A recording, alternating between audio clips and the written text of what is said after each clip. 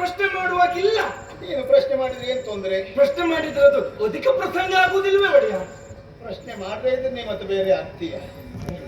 ನಿಮ್ಮ ಸಾಲೇ ಅಧಿಕ ಪ್ರಸಂಗಿಗಳ ಸಾಲು.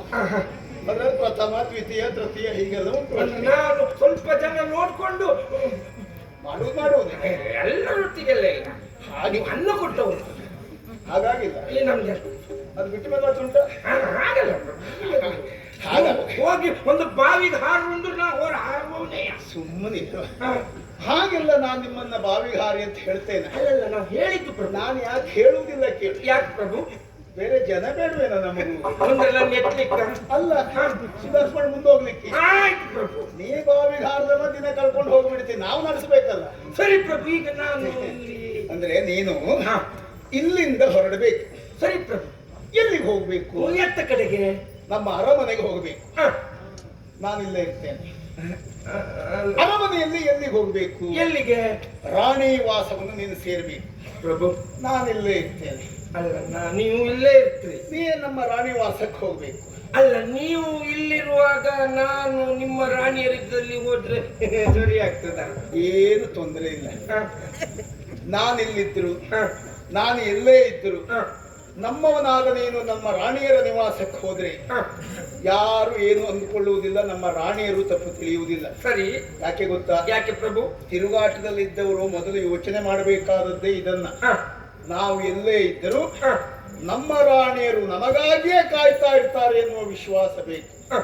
ತಿರುಗಾಟಕ್ಕೆ ಹೋದವನು ರಾಣಿಯರಿಗಾಗಿಯೇ ಕಾಕೊಂಡು ಮನೆಗೆ ಬರಬೇಕು. ಹಾಗಾಗಿ ನಮ್ಮಲ್ಲ ಸಮಸ್ಯೆ ಇಲ್ಲ. ನಾನು ಅದೇ ವಿಶ್ವಾಸದಲ್ಲಿದ್ದವ. ಯಾಕಂದ್ರೆ ನಾನು ನಿಮ್ಮೊಟ್ಟಿಗೆ ತಿರುಗಾಟದಲ್ಲಿ ಇದ್ದವಲ್ಲ, ನಂಗೆ ಆಚೀಚೆ ಮನೆಯವ್ರ ಮೇಲೆ ತುಂಬಾ ವಿಶ್ವಾಸ ಉಂಟು. ನೀನು ಮನೆಗೆ ಹೋಗ್ಬೇಕಾದ ಅನಿವಾರ್ಯತೆ ದೇಣಿಗೆ ಹೇಗೋ ಕೊಡ್ತಾರೆ, ವಿಶ್ವಾಸ ಉಂಟು. ಅಂದ್ರೆ ರಕ್ಷಣೆ ಮಾಡ್ತಾರೆ ಅಂತ. ಹೌದು ಅಡಿ. ಅದಲ್ಲ, ರಾಣಿ ನಿವಾಸವನ್ನು ನೀನು ಸೇರ್ಬೇಕಾಗಿದೆ. ಯಾಕೆ ಗೊತ್ತಾ? ಯಾಕೆ ಒಡಿಯ? ಸ್ವಲ್ಪ ಈ ಪರಿಸರ ಎಲ್ಲ ನೋಡ.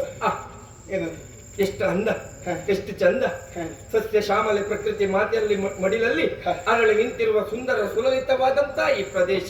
ನಿಜವಾಗಿ ಎಷ್ಟು ಸುಂದರವಾದ ಪ್ರದೇಶವನ್ನ ಇವತ್ತಿನವರೆಗೆ ನಾನು ನೋಡಿದವಲ್ಲ. ಪ್ರಭು, ಯಾಕೆ ಪ್ರಭು? ನನಗೆ ಆಶ್ಚರ್ಯ ಆಯ್ತು. ಯಾಕೆ ಪ್ರಭು? ಅಲ್ಲ, ನಾವೆಲ್ಲ ಇಲ್ಲಿವರೆಗೆ ತಿಳ್ಕೊಂಡು ಬಂದದ್ದು, ಮಾಡ್ಕೊಂಡು ಬಂದದ್ದು, ನೋಡ್ಕೊಂಡು ಬಂದದ್ದು, ರಾಜನೋ ರಾಜಕುಮಾರನೋ ಇಂಥ ಒಳ್ಳೆ ಕವಿತ್ವದ ಮಾತುಗಳನ್ನು. ಈಗ ಹಾಗಲ್ಲ, ದೂತನು ರಾಜ ಮಾತಾಡೋದಲ್ಲ. ಹಾಗಲ್ಲ ಪ್ರಭು. ಈ ಪ್ರಕೃತಿಯನ್ನು ಕಂಡಾಕ್ಷಣ ನನ್ನ ಬಾಯಲ್ಲಿ ಬಂದು ಹೋಯ್ತು ಅಂತ. ಅಂದ್ರೆ ನಾವಿರುವುದು ನಿಮ್ಮೊಟ್ಟಿಗಲ್ವ ಪ್ರಭು? ಬೇಕು. ರಸಿಕತೆ ಯಾರ ಅಪ್ಪನ ಸೊತ್ತ ಅಲ್ಲ. ಹೌದು. ಆರೋಗ್ಯ ಸರಿ ಇದ್ದ ಎಲ್ಲರಿಗೂ ಬೇಕು. ನಮಗ ಆಶ್ಚರ್ಯ ಆದದ್ದು ಯಾಕೆ? ಒಂದೇ ಸಾರಿ ಇಷ್ಟೆಲ್ಲ ಬದಲಾಗ ನನಗೆ ಗೊತ್ತಿಲ್ಲ ಹೀಗೆಲ್ಲ ಆಗಿದೆ ಅಂತ. ಅದು ಇದ್ದದ್ರಲ್ಲಿ ನಾನು ಸ್ವಲ್ಪ ಕಡಿಮೆ ನಾವು ಒಪ್ಕೊಳ್ತಿದ್ರೆ ಇದಕ್ಕಿಂತ ಹೆಚ್ಚು ಮಾಡೋರಿದ್ದಾರೆ. ಇನ್ನು 10 ವರ್ಷದ ಮೇಲೆ ಕಥೆ ಅಂತ. ಬಹುಶಃ ರಾಜಕುಮಾರ್ ದೊಡ್ಡ ಇಟ್ಕೊಂಡು ನಿಂತ್ಕೊಳ್ಬೇಕು. ಕಾಲ ಬಂದ ಹಾಗೆ ನಾವು ದಿನದು ಕಳೆದರಾಯಿತು, ಅದು ವಿಶೇಷ ಅಲ್ಲ.